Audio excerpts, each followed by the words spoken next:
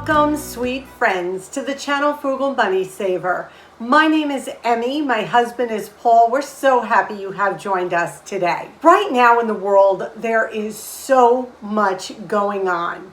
And I guarantee if you put on YouTube or watch the news or any kind of social media, you are hearing that 2025 could be a very tough year financially. We're not going there. We're not going there. What we are here to do is encourage you. We are here to give you ways to save money, live a full life. If you are diligent with your money and you are living below your means, this is not about panicking. This is not about saying, oh my goodness, what's going to happen? Take a deep breath. We're all in this together. We're going to walk you through this. We're going to be right by your side. And we're going to basically show you how to live a really wonderful frugal life. But what we don't want to happen is for frugal people to be afraid or to get nervous and start becoming cheap. There is a difference between being frugal and being cheap. So we're going to talk a little bit about that today. We're also going to show you what we are decluttering out of our home in the hopes of blessing others with things that we no longer need or use. And we're also going to get into the kitchen with my personal new best friend. So sit back, relax, deep breath, grab a cup of tea, and let's get right to this video. The first thing we want to talk about are things that Paul and I don't do to save money.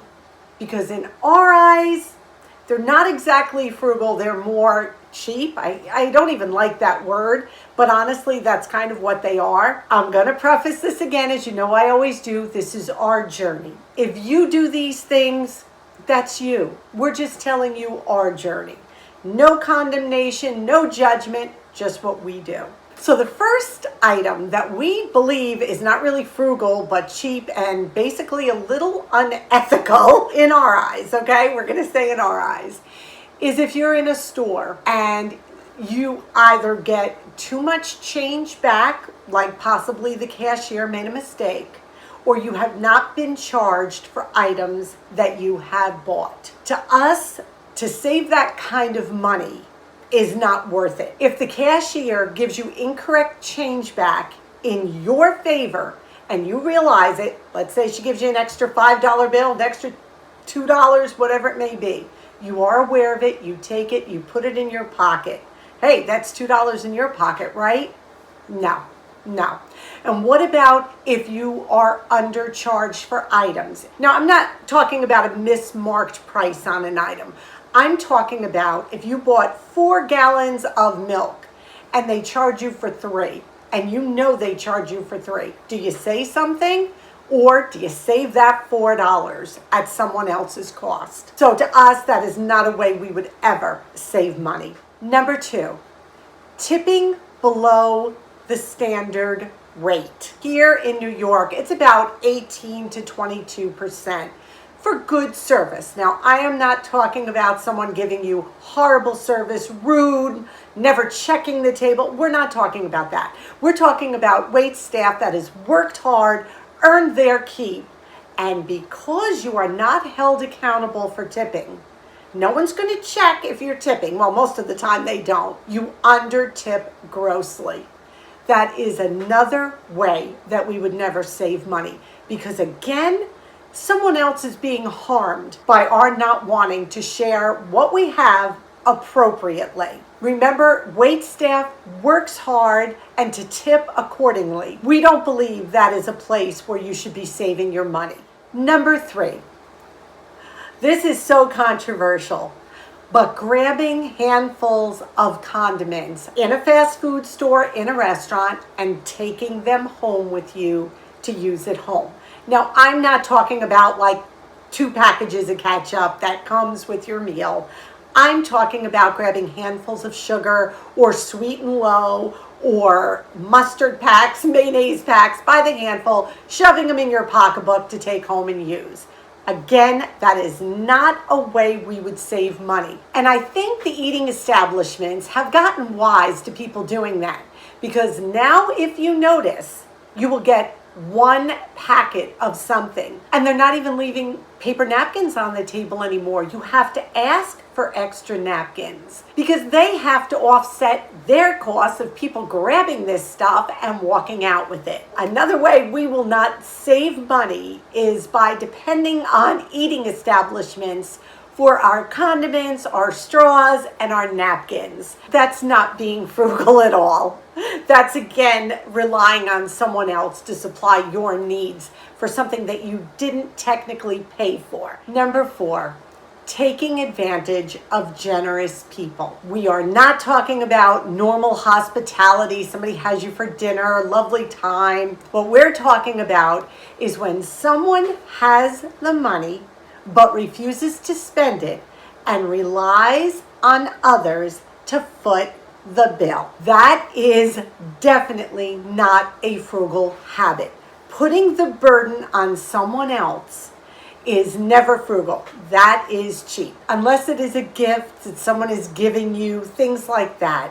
But if you go out to dinner with people and you know that they always foot the bill, and you go with the notion that, hey, they're going to pay anyway, I don't have to even offer. That's not frugal. If you are taking up someone's time, their money, their generosity, their hospitality, and it is putting a burden on them, then that is not frugal. That is an infringement on another person's right. So you really need to be careful of that. Number 5, not giving appropriate gifts when the occasion calls for it.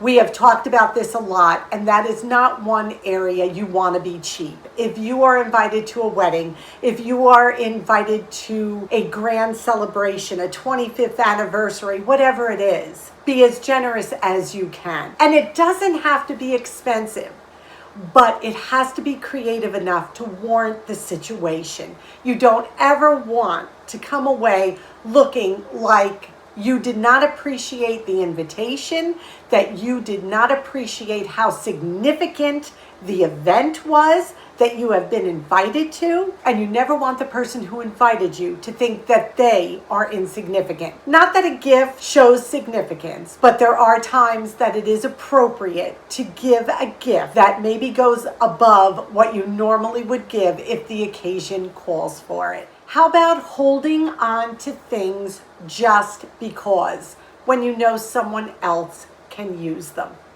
That is not being frugal. There are times we should definitely keep things just in case. What if we need this? That's different. If you have a closet full of clothes and you are not wearing them, how about donating some and letting someone else have them? If you have extra housewares, whatever it is, I don't think people think sometimes that holding on to items just because you paid big bucks for them that you're never ever going to use is cheap. But think about it. Is there somebody who would love that item you have, even though it may have cost you a bit? How about if you're not using it, if you have no purpose for it, nobody in your family wants it, how about blessing someone else with it? Please remember again, there's no judgment here when we list these items. This is just our journey we're sharing with you. Now, you may look at some of these things and say they're totally justified, and we understand that. We're just sharing our journey with you. Now, along those lines, we're going to go upstairs and we're going to show you what we have decluttered, what we're getting rid of, and how we're trying to streamline our home. We are not minimalists. We don't even come close to being minimalists. But we do declutter, and we do declutter often. And we thought it would be fun to give you all a peek at what we're getting rid of in this week's trip to the thrift store. So let's turn the camera around, get upstairs. We thought it might be interesting for you to see what we are decluttering. Part of the frugal lifestyle is taking what we have that we no longer use, no longer need, and donating it so someone else can enjoy it. So let's just go through some of this stuff and show you what we are getting rid of. Our motto is you bring something into the home, something has to come out. Now, of course, this is not the case here. We did not bring like 40 items in the house, but that's usually how we do it. So first thing we're getting rid of, I have a bunch of these. Candy and deep fried thermometer. It's brand new in the package. Somebody can use that. A little Mary Engelbright fold out organizer. Some bowls that I no longer use, a little teapot, 2 little teapots actually that have to go. I don't use them. This is a little creamer, very beautiful. Both these items are beautiful, high quality, made in England. So I just hope someone really enjoys them at a substantially lower price than if they were to get them off of eBay. These were on clearance. I found them and they were literally, I think, a dime for all these sticky notes. I can never use them. Let somebody else enjoy them. I have a bag of brand new craft material, things that I had bought for a project, never used. Some gift bags. I have some harvest signs that someone hopefully can use. This is actually a really nice backpack. Thought this would be a great time of year with everybody going back to school. It's actually, I think, like a hiking backpack. It comes with other items inside of it. I think you said this might be a laundry bag, Paul? I don't know. It's some kind of collapsible pouch. Unzips and opens up. It's pretty cool. If anybody knows what that is, let us know. But I thought this would be a great idea. This is a beautiful, big, thick, heavy backpack. I have a beautiful queen, full embroidered comforter set. I haven't used it in years. It's nothing that we would use again. Heavy winter comforter again. Let someone else have it, use it. Then we have more soft goods here. I had bought a bunch of beautiful tea towels, antique, and these were in there. I just don't care for them, so hopefully someone will like them. A tablecloth. Do you all remember when I took hangers in my closet and turned them one way? And when I wore something, I would reverse them. If the hanger wasn't reversed, that means I hadn't worn that shirt in several months. So I've got a bunch of those that I'm giving away. I've got a pair of shorts, some 2 pair of jeans, and my son gave me a shirt to donate. This is what we're going to pack up and give to a local thrift store. This is a community thrift store that we're giving to. They give back to the community, which I love. They have a little food pantry set up there. So we are going to pack this up. I just thought this would be interesting to share with you. So you see what we get rid of and what we are constantly doing to minimalize what we own. As you can see, it was a little bit of everything, and we're doing this more and more. And what a great feeling to know that somebody else maybe can use these items. It really does make you feel lighter, makes your home feel lighter. You have just a little bit more clarity when it comes to cleaning. It just makes life easier, and you really are helping out someone else. So that's always a plus. Now I want to get into the kitchen with my new BFF and make a Paul approved pasta 1-dish recipe. No words. It was so good. Paul wants it on repeat for next week. So let's get into the kitchen and meet my new BFF. Are you ready to make some $1 million pasta? Well, actually, the name of the recipe is $1 Million Spaghetti, but I'm going to use small penne, and I think it's going to work great. We have got a 1/2 pound of ground beef here. I have 16 ounces of pasta sauce and 8 ounces of water. This is my homemade pasta sauce, and I just mix the water and the pasta sauce together. I have 2 ounces of cream cheese. I've got about 1/4 cup of chopped onion, some fresh basil. I've got 1 clove of garlic, and we have some grated Parmesan cheese. Now, it calls for grated cheddar cheese, so use whatever kind of cheese you have. That's what's so great about cooking from scratch. You use what you have and we make it work. And then my new best friend since my crock pot broke, my Instant Pot. And I'm going to apologize for saying that I never liked my Instapot, because guess what? my new BFF. So let's get to cooking.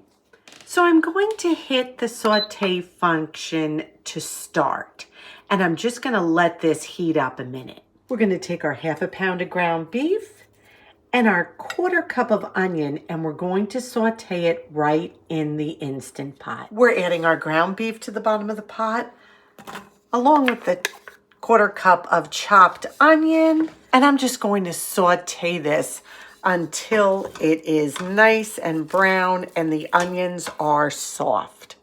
I browned the ground beef, sauteed the onions. There was a little bit of fat in here. If you have a little bit of fat on the bottom and you want to drain it, just do it carefully. Be safe. Now I'm going to put in a clove of garlic. Give that a good mix. Now at this point, you can season it any way you want. My homemade tomato sauce is pretty heavily seasoned, so I'm not going to fool with it too much. We put the onion, we put the garlic. Now I'm going to add about 1 cup of the sauce mixed with the water to the bottom. And we're just going to mix that all together with the ground beef and onion. Oh, it smells great already. I'm going to take our 8 ounces of pasta, lay that right on top. I also have some fresh basil. I'm just going to tear that and put that right in as well. I'm going to put the rest of the sauce on top. I have some meat in this sauce as well. I have some pork. We're just going to make sure we push that pasta down. You can see I have some pieces of pork in my sauce, but that just lends for great flavor. Then I'm going to cancel the saute mode, put my lid on, make sure it's locked, and make sure it is sealed. Hit pressure cook, and I'm going to put it on for just about 3 minutes. I know that doesn't seem like a lot, but that's what the recipe calls for, which I will link it down below. After that 3 minutes, we're going to let it sit for 5 minutes, natural release, and then we will manually release it. The 3-minute pressure cook is up. Now we're going to let it sit for 5 minutes, and then we will manually release the pressure. It naturally released for 5 minutes. Now I am going to manually release it until that little silver ball drops. Okay. Now we're going to take our lid off. Do it carefully. Remember, there's going to be condensation. I'm going to give this a stir. When I read the reviews, I was so worried about it sticking together, the pasta, and this is perfect. Nothing is stuck together. Oh my goodness, this really smells delicious. Now we're going to take our cream cheese and we're going to add that in, and we're just going to mix this all together and let that cream cheese melt. I can't believe we just made pasta in one pot, no boiling water. You all were right about the Instant Pot. Now all I'm doing is sprinkling it a little with some grated Parmesan cheese. But again, use whatever kind of cheese you want. You want to put on some mozzarella, some Colby Jack, whatever. It's your dish. Make it unique.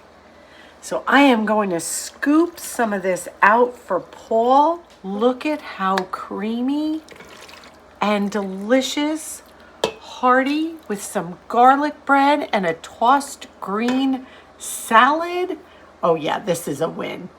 Let's have Paul give it a taste test. Okay, I'm going to try out the Millionaire Pasta from the Instapot. This was fun to make, easy to make, one pot meal. Let's try it out. It looks good, it smells good. Amazing. Wow, that was amazing. Absolutely delicious. The flavors, the cheese, the meat, it's creamy, it's warm. What a wonderful, easy, economic meal to make. You come home from shopping, you got one of these machines, awesome.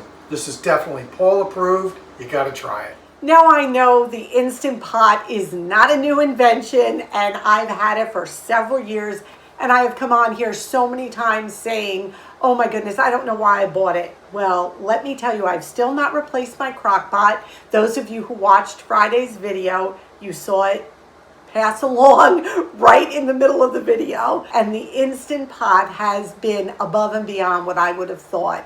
We have cooked so many meals in it. This was another winner. The only thing I would say to you, you may want to add a minute or two more to the pressure time. Instead of 3 minutes, I would have gone maybe 4 or 5, but it was superb, economical, company worthy.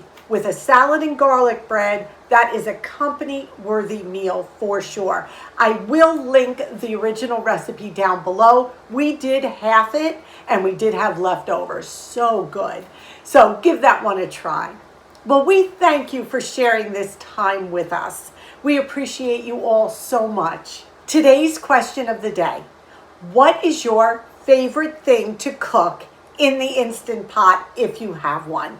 Please share it with us down below. If you have a quick recipe, put that down below. You know we love to be encouraged by you. We love when you encourage each other. And we are so thankful for the community we have formed here. Oh, we love you all so much, and you know that. We ask that you please give this video a big thumbs up. Subscribe if you haven't. Come on in. Be part of our Frugal family. We ask you to be well, we ask you to be safe, and above all, we wish you blessings. Until our next video, may God greatly bless you.